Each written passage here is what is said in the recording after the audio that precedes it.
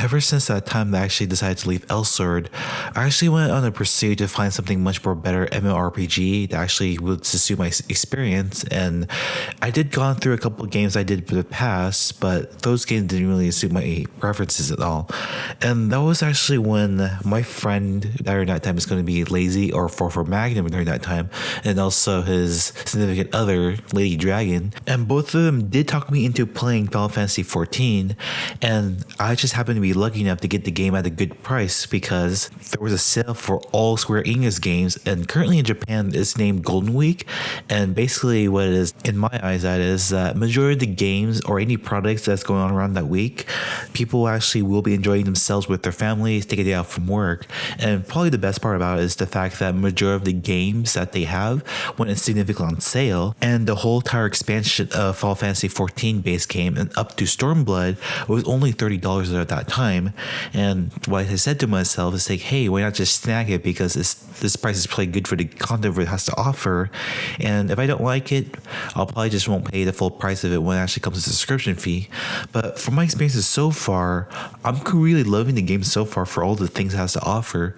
But of course though, this is coming from a veteran Elsword player that's been playing for the past 5 or 6 years and coming to a bigger game that actually approaches online game in a much more different way compared to other similar games of his class. And of course, there's some things in between, like how much Elsword can offer versus what Final Fantasy XIV can offer in terms of own things they can offer for the game. But that actually will be in a different video. But this video will actually focus on my experiences of playing Final Fantasy XIV and some of the things I actually picked up while playing the game. And for those who actually are curious if this game is probably for you or not, hopefully this video will actually put some influence on your decision making if you actually decide to pick up this game or not. But for those of you who actually is just there for the enjoyment, thank you for hanging around, and let's just get on some of the experiences I actually picked up while playing the game. And of course, the very first thing I usually do notice the fact that when transitioning from Elsword to Final Fantasy XIV is the fact that, as you see with Elsword, they actually have a very fast-paced gaming system that is very active. It kind of involves you to button match your skill button, your normal attacks, and there's a lot of things going on with Elsword. But for Final Fantasy XIV, however, they actually have their own way on what terms of how chaotic the game could be and how fun it could be. Instead of like actively inputting attacks and jumping around and such, this actually takes it to a typical RPG game as you might have played with previous Final Fantasy games, and kind of put it in the way that like you can still spam your skills throughout your whole gameplay. But the whole major factor is that it actually dictates on how you play your character and also the class that you actually chosen. And leading to the next point of this whole video is the fact that this game kind of offers a whole lot of jobs you can actually choose from, and each of the classes are divided within a certain category. For example, there's some tank categories, there's DPS and melee, and there's DPS and long range, and there's also the healer classes, and each one of the classes actually has a distinct playstyle, which actually depends on the player's ability to use that class much efficiently as possible. And the best part about Final Fantasy XIV is the fact that you don't have to create another character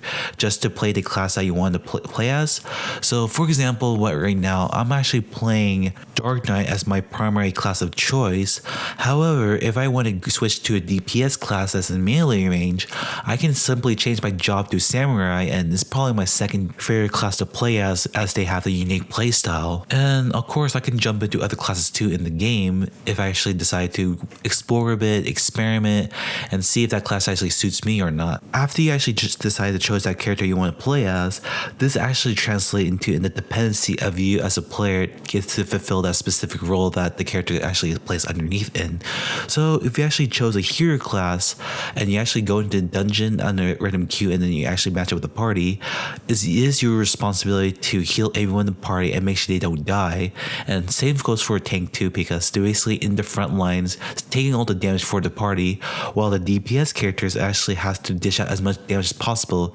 so that the boss can die much more faster, of course. And if any of those players that doesn't fulfill the role, role, it's going to be significantly harder to complete the dungeon or even raids too, because every class actually has its own role, and it actually depends on the player if they can actually fulfill that role or not. When I actually started to pick up this game and start playing into it, and there will be some things that I probably don't understand in terms of like how certain mechanics work or where things go, and it's the fact that Final Fantasy XIV actually has a dedicated guide based on the main website that I could look into just in case I have to get some info. And of course, there's a bigger community out there that actually does cover guides for beginners or anything else that you need to know regarding about the game's feature. By reading these guides and also watching the video, I just feel like I probably know how to play the game well. And if there's a case of asking specific questions of certain topics, the community in the game is pretty good, and they're willing to help you out and basically enriching you with knowledge of the game. And I actually did ask a question in public chat in the town I was at,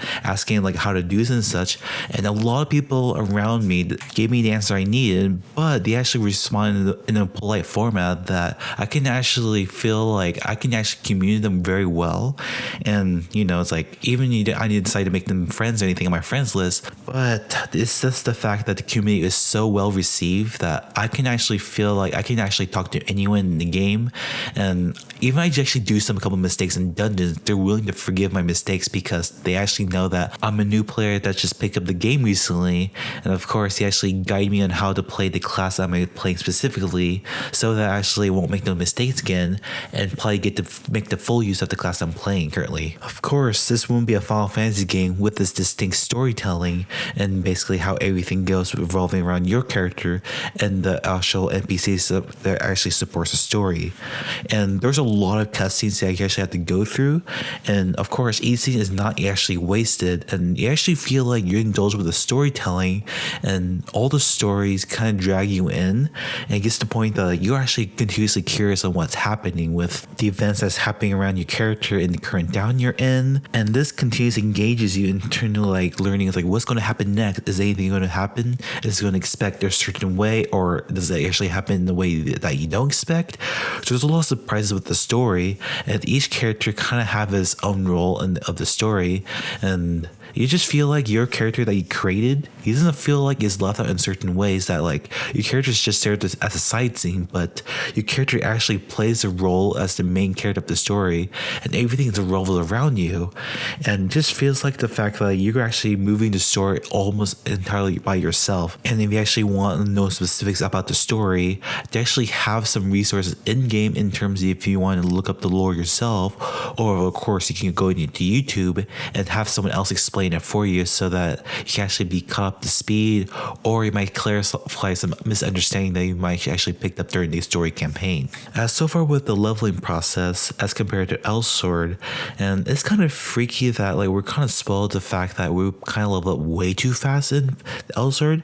but in Final Fantasy XIV they kind of rail in my reels as like, you know, oh no, you're not supposed to level really fast, you're going to do it slow, and it makes you that you actually have to put some time into the game in order to progress the story, and of course leveling your class that you're leveling up currently. Of course, at first like when I first started playing this game, and you know, all my friends are around level 40 to 50, and then I always have this tendency that like I want to catch up with them as soon as possible, due to the fact that there's an incoming expansion that will land around July 2nd, which is called Shadowbringer, and I just have the tendency I need to pick up the pace just to catch up with them.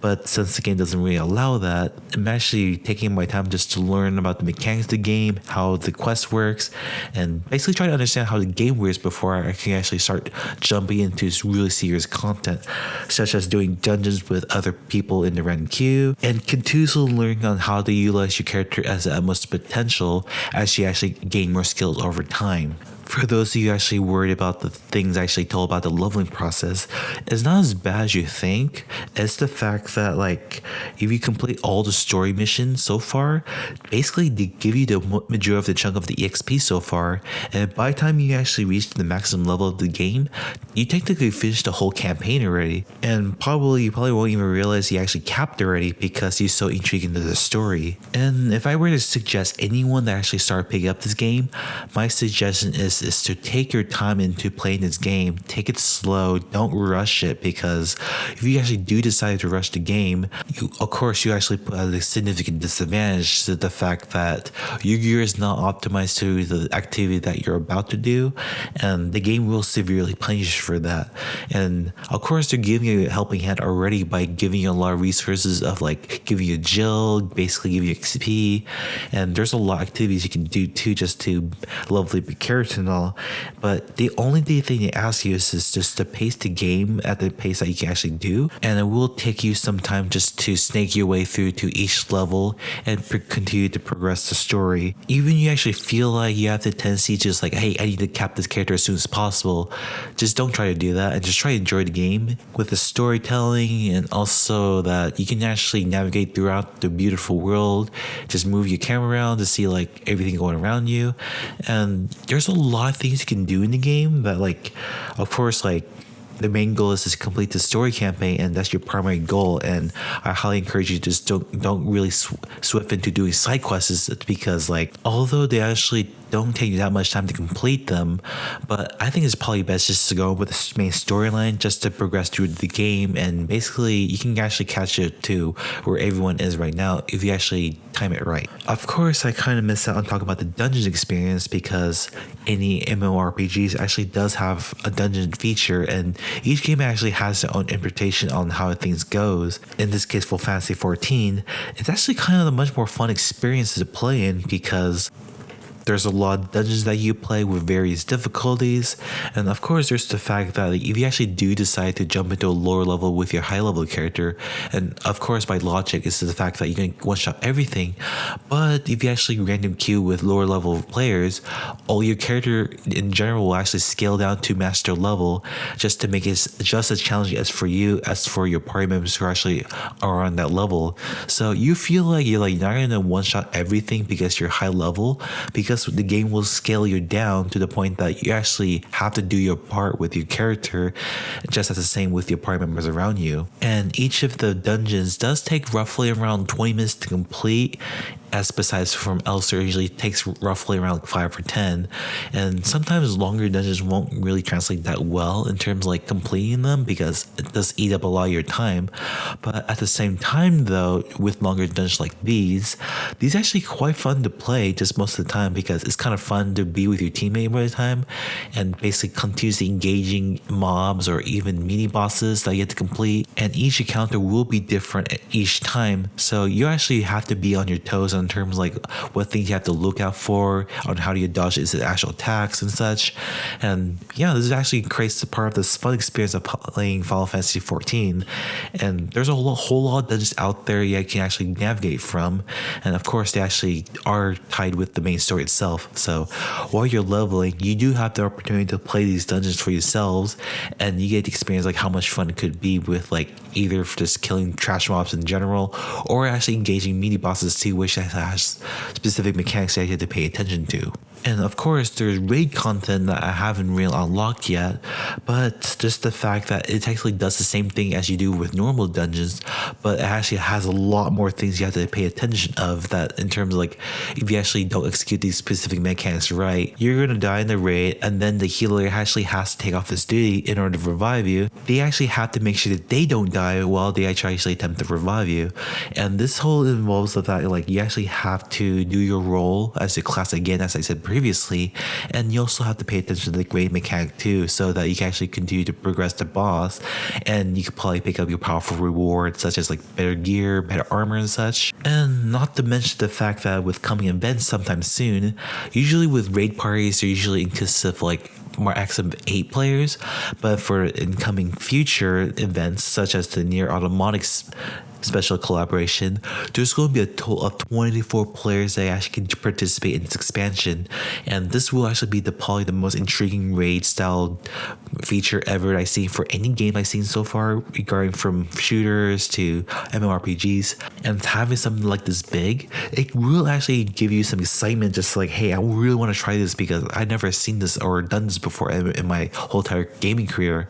And if you actually do manage to join this event when it does drop, I can guarantee you that it's gonna be super fun just to play in, and it's gonna be like really intriguing you to be on your toes most of the time because it's probably gonna be a complex mechanics that involve all 24 players has to do something in the future. But that'll actually be a whole different video in terms of rating experience and such. And yeah, that's all I have to say for my current experience of Final Fantasy XIV. I know this is like already 15 minutes in for me talking about like all my experiences for it, but of course I actually will continue to make these videos as I go along by progressing the game even further with like specific details that I might want to share with you guys. And if you actually got this far, I thank you very much for listening to my experiences through the game. And I feel like this game is probably the best game that I can actually jump into after ditching Elsword. And I just feel like that my MMORPG passion is just basically restored again because I can actually play